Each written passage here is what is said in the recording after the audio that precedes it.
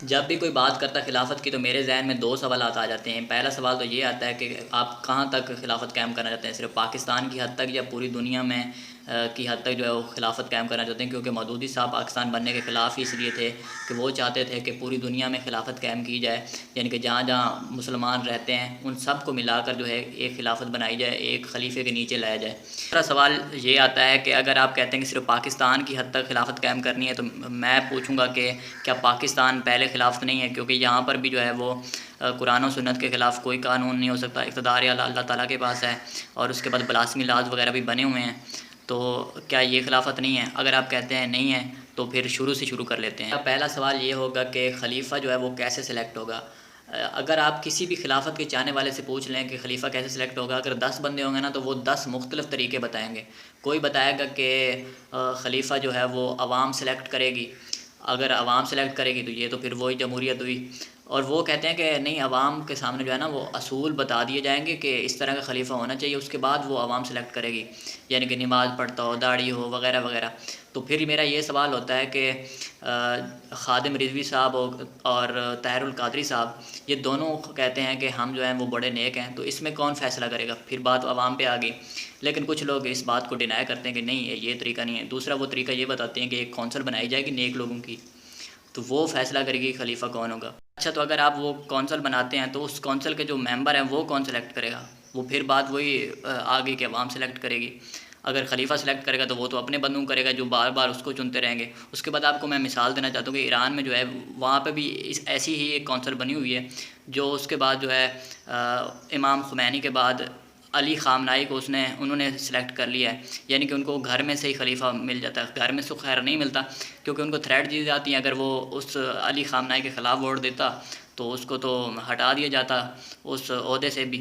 और इसी तरह सऊदीया में भी है।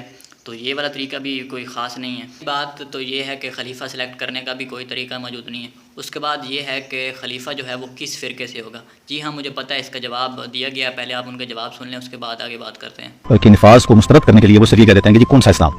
तो मैं उसके जवाब में कहता होता हूँ कि मुझे बताइए कौन सी जमहूरियत। क्या आपको अमेरिका की जमहूरियत पसंद है? क्या आपको बरतानिया की, क्या फ्रांस की? ये तमाम मुख्तलिफ जमहूरियत है, लेकिन फिर भी आप कहते हैं कि ओवरऑल चीज़ तो एक ही है। बिल्कुल यही मामला इस्लाम का है। तो भाई साहब ने वाट अबाउटिज़म करते हुए ये कहा है कि आपको कौन सी जमहूरियत चाहिए, फ़्रांस वाली चाहिए, यानी कि पार्लिमानी चाहिए, या सदारती चाहिए? या तो इन भाई साहब को पता नहीं है जमहूरियत का, या फिर ये जानबूझ के कर रहे हैं। इनको पता भी नहीं है कि यही तो जमहूरियत की खासूसियत है कि अगर आपके मुल्क में ज़्यादा रंग व नस्ल के लोग रहते हैं तो आपको पार्लिमानी निज़ाम हुकूमत सूट करता है। अगर आपके मुल्क में सिर्फ़ एक ही रंग और नस्ल के लोग रहते हैं तो आप सदारती निज़ाम हुकूमत चूज़ कर सकते हैं। यानी कि जिस तरह आपके मुल्क को जो है वो सूट करे, वो उसी तरह का निज़ाम आप लगा सकते। उसके बाद ये नहीं है कि अगर पार्लिमानी जमहूरियत है तो सदारती वाले इसको कहेंगे कि ये तो जमहूरियत नहीं है, ये तो कोई और चीज़ है, और सदारती वाले पार्लिमानी को ये नहीं कहेंगे ये तो काफिर जमहूरियत है, ये जमहूरियत नहीं है। इस तरह का ये मजहबी अकीदा नहीं है, ये बस अपने मुल्क को सूट करता हो उसी तरह का वो निज़ाम है। ये तो डाइवर्सिटी है जमहूरियत की, कि आपको जो सूट करे वो आप रख सकते हैं। उसके बाद आपने जवाब नहीं दिया। आप ये कह, खिलाफत का मसला ये है कि अगर शिया का खलीफा आएगा तो सुन्नी उसको एक्सेप्ट नहीं करेंगे। और आपको मज़े की बात बताऊं कि ईरान में जो है वो कोई भी सुप्रीम लीडर सुन्नी नहीं बन सकता, उन्होंने आयन में लिखा हुआ है। उसके बाद मैंने एक वीडियो बनाई है कि क्या इतनी मुत्तहद है उम्मत के खिलाफत कायम की जा सके, वो आप जाके देख लें। इस वीडियो मैंने तफसील से बताया कि क्या मुस्लिम उम्मत इतनी मुत्तहद है कि वो एक दूसरे के खलीफे को एक्सेप्ट कर ले। मुझे उम्मीद है अगर आप वो वीडियो देखेंगे तो आपका ये शक जो है वो दूर हो जाएगा, जिसमें मैंने ये साबित किया है कि एक फ़िरके का खलीफा दूसरे फ़िरके के लोग एक्सेप्ट नहीं करेंगे। उसके बाद तीसरी बात यह है कि खलीफा अगर सही काम नहीं कर रहा तो उसको हटाने का क्या तरीका है। कोई तरीका मौजूद नहीं है, वो भी आपको अगर पता है तो आप बता दें मुझे। अब मैं अपने थीसिस को सच साबित करने के लिए आपको एक मिसाल देता हूँ कि सल्तनत उस्मानिया जो है उसको आप पढ़ें, वहाँ पे ना खलीफा चुनने का कोई असूल बताया गया है, ना वहाँ पे खलीफा को हटाने का कोई असूल बताया गया है।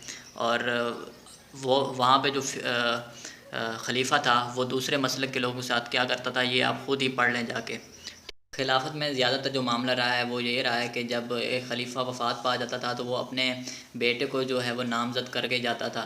जिस तरह आप मिसाल ले लें सल्तनत उस्मानिया की, उसमें जो सल्तनत है वो सिर्फ़ एक ही ख़ानदान में रही थी, यानी कि बाप मरता था तो उसका बेटा जो है वो खलीफा बन जाया करता था। आपके पास बुनियादी 3 सवालों के जवाबात ही नहीं है, आप दावा करते हैं कि आपके पास निज़ाम मौजूद है। पहले इन 3 सवालात का जवाब लेके आएँ, फिर अगली बात तो दूर की बात रही ना।